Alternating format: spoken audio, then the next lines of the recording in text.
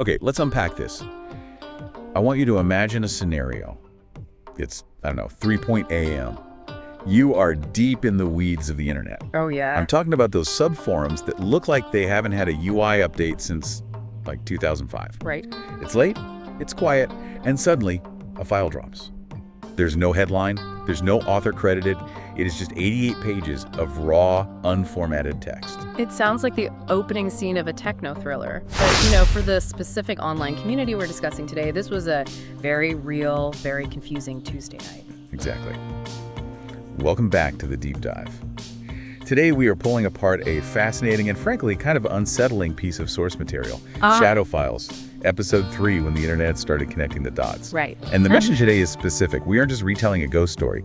We're analyzing a shift in collective intelligence. Right. We're looking at how a chaotic swarm of internet users evolved from posting memes and, fake accusations to performing forensic analysis that, well, arguably rivaled state intelligence agencies. In the terrifying conclusion they reached. And perhaps most importantly, that conclusion. And the silence that followed. That's the part that really stuck with me in the source material. We're used to the internet being loud. Always. We're used to outrage. We're not used to a sudden, calculated silence. And that silence is the key to the whole story, but to understand the silence, we have to understand the noise that came before it. So, let's set the board. The source describes the 88 pages. What exactly are we looking at here? Because when I hear 88 pages, I think of a dense academic paper or, I don't know, a legal briefing. Was it that structured? Far from it, no. The source really emphasizes the chaotic nature of the document. It was a data dump in the truest sense. Just raw text. Just raw text. It looked like a copy-paste job from a terminal window.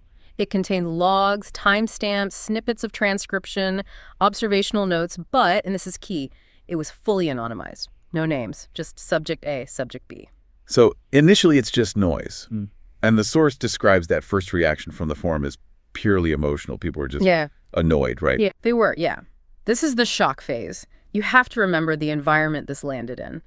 These forums are usually, echo chambers of speculation and high-speed entertainment. Right. So when this massive wall of text drops, the immediate response is rejection. Comments like fake, LARP, which stands for live action role play. Who wrote this fan fiction? Exactly. Who wrote this fan fiction? It was dismissed as just another piece of internet detritus. It's the immune system of the internet kicking in. This is foreign, get it out of here. That's a perfect way to put it. But that didn't last. And this is where the Shadow Files report identifies a crucial demographic shift.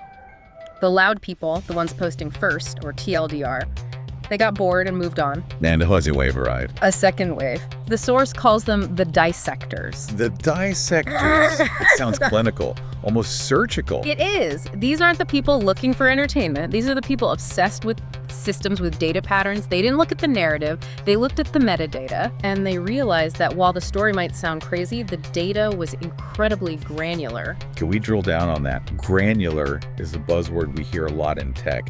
What does it actually mean in this context?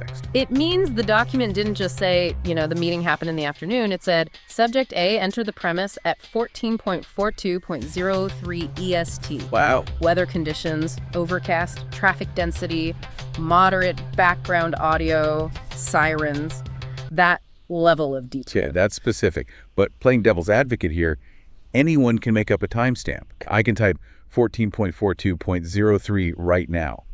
It doesn't make it true. Why did this hook them? Well, precisely because of that skepticism. That is exactly what fueled the whole investigation. The community didn't believe it because of the detail. They decided to use the detail to disprove it. They wanted to tear it apart. So they weren't trying to prove it was right. They were trying to prove it was a hoax. Exactly. A huge hoax. And that's a powerful motivation. Semipite is a great fuel for research. Okay. I'm going to prove this guy is a liar. The best fuel. So they initiated what the source calls forensic cross-referencing. And this is the methodology part of our deep dive. And it's honestly a masterclass in OSINT open source intelligence. Let's break that down for the listener. OSINT is usually associated with spy agencies or investigative journalists like Bellingcat. How are random forum users doing this? They crowdsourced the labor. The document had hundreds of data points. One person can't check them all. But 10,000 people. They can check everything pretty much simultaneously. They focused on 3 specific anchors mentioned in the source: security footage, social media, and archive news. Walk me through the security footage part, because usually that stuff isn't public. You can't just log into the police network. You'd be surprised. There are thousands of unsecured webcams, traffic cams, even live-streamed street views available online. The source details one specific instance that became the tipping point for the community. The document claimed a specific car, a blue sedan with a dented fender, turned left at a specific intersection at a specific second. And someone found the feed. It wasn't immediate, no. Someone had to identify the intersection based on the description of the buildings. Then they had to find a traffic cam. Then scrub through the archives. But they found it. What'd they find? Blue sedan, dented fender, turning left. The timestamp in the video matched the document down to the minute. Okay.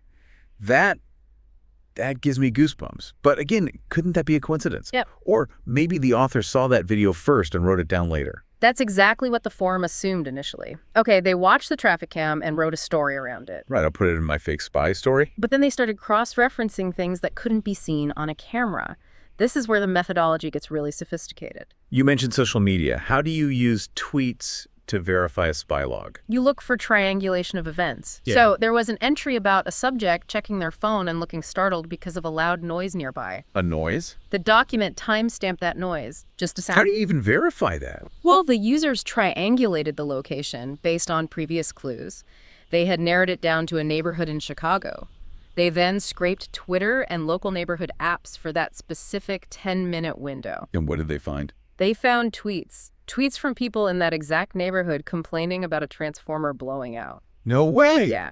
Did anyone else hear that? Bang! Power just flickered.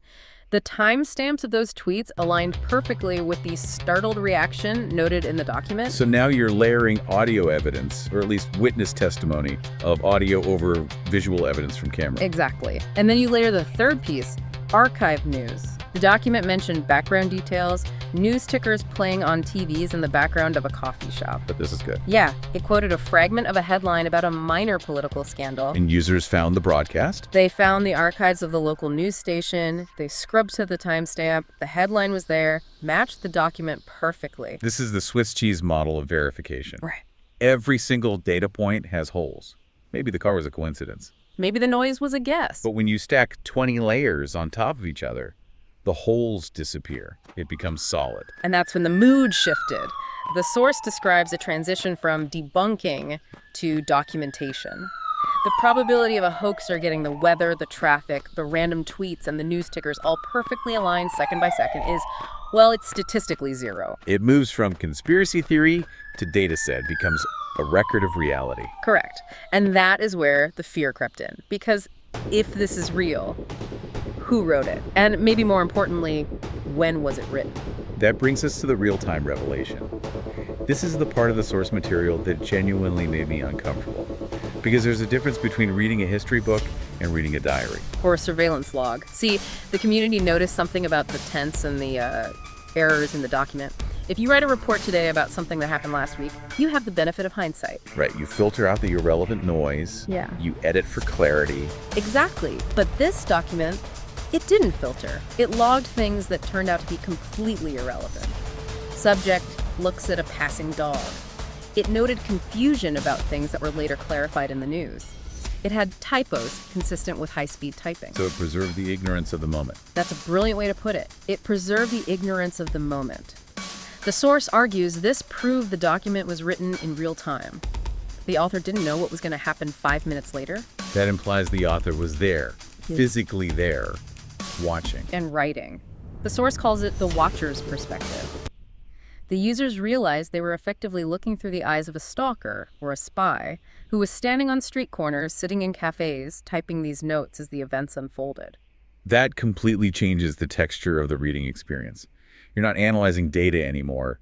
You're inhabiting a viewpoint. You are virtually standing next to the stalker. A predatory viewpoint. Did the source mention how the community handled that psychological shift? Because that feels like it would break the game aspect of internet sleuthing. It shattered it.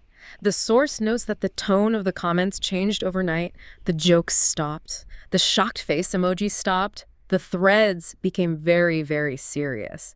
They realized they were observing a real human being, the subject, being hunted by another real human being, the author. And by verifying the data, the internet users were essentially validating the stalker.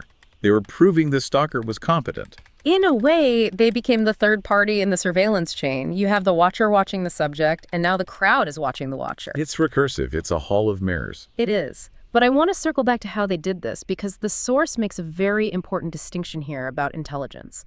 We love the lone wolf myth, the hacker in the hoodie drinking energy drinks. Hollywood's favorite trope, the genius who sees the code in the air. Right, but the source is adamant. That is not what happened here. This wasn't one genius connecting the dots. It was a hive mind. We throw that term around a lot, hive mind. But functionally, what does that look like in this investigation? Because usually, getting the internet to agree on anything is impossible. It looks like distributed processing. Think of it this way. The document has a timestamp for a bus arriving. I don't know the bus schedule in that city. You don't know it. But in a forum of 50,000 people... Someone takes that bus. Exactly. Someone takes that bus every day. Someone recognizes the driver's description. The source details how this fragmentation was actually their strength. One user identified the specific make and model of a vending machine in a blurry photo because they worked in the vending industry. No way. Yes.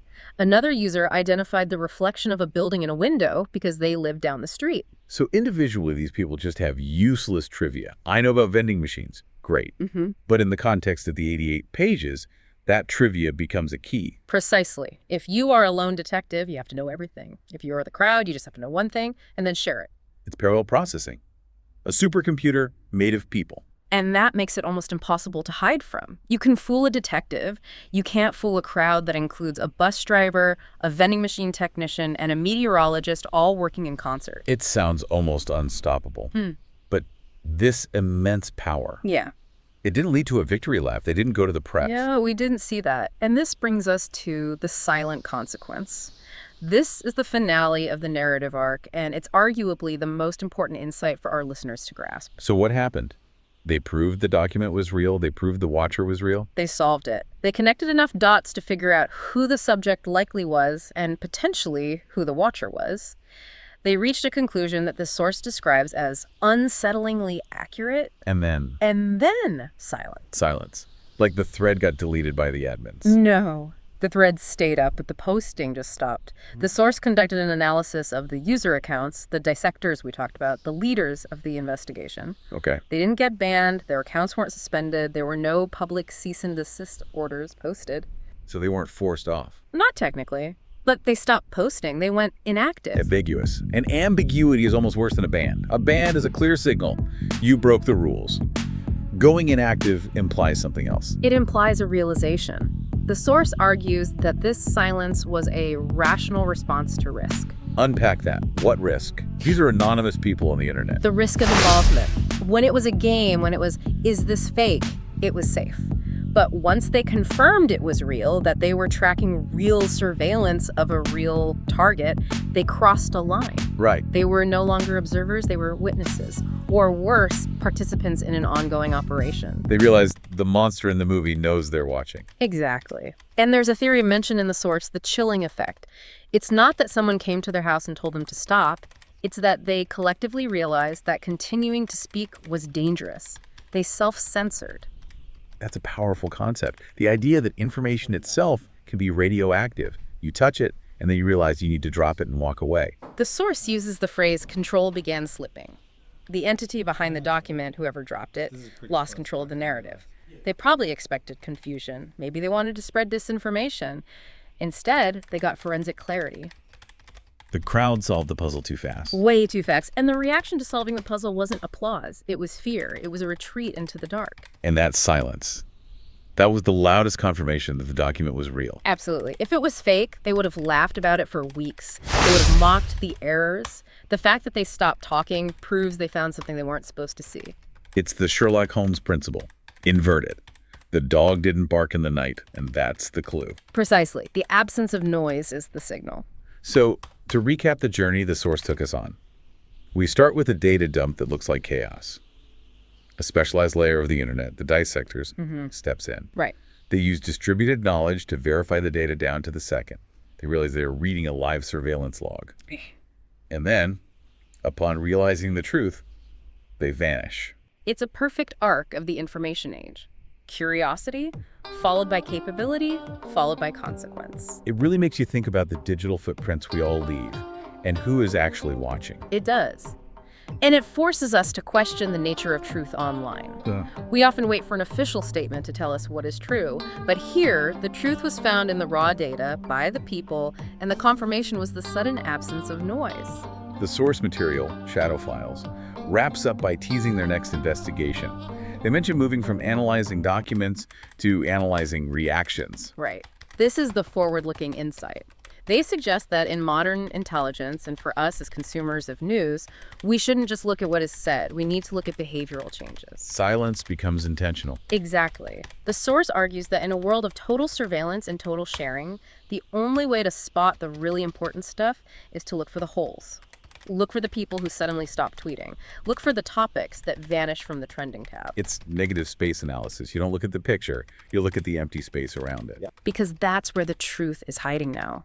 It's not in the press release, it's in the redaction, it's not in the shout, it's in the whisper. That's a sobering thought. We're trained to consume content. We aren't trained to consume the absence of content. And that's why the 88 pages case study is so vital. It teaches us to retune our senses. It teaches us to notice when the pattern breaks. It also makes me look at internet sleuths differently. It's easy to dismiss them as bored people in basements, but this deep dive suggests they represent a new kind of cognitive power. A formidable power, unregulated, chaotic, but incredibly effective. It's a force of nature. You can't really control it.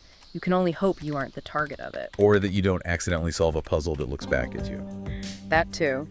Before we sign off, I want to leave the listener with a thought to chew on. We talked about how the silence was the confirmation. We live in an economy of attention. Everyone is fighting for your eyeballs, for your clicks. It's just a wall of sound 24/7. It's exhausting. It never stops. It is. But if the source is right, if silence is the new signal for truth, then what does that say about everything we do here? That is the question, isn't it? If silence is truth, is the noise just distraction? Is the viral story viral because it's important or because it's safe? I think that's something we should all ask ourselves the next time our feed refreshes. Pay attention to the empty spaces. Indeed. That's it for this deep dive into the Shadow Files.